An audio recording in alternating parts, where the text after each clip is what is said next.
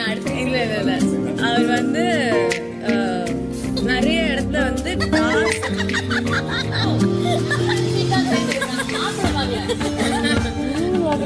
என்ன சொல்றாங்க பார்த்தேன். நீங்க அமைதியா இருக்கீங்களா? டிஸ்டர்ப் பண்ணாதீங்க. நாங்கெல்லாம் சொல்லும் போது இப்படி பார்த்துருக்கீங்க.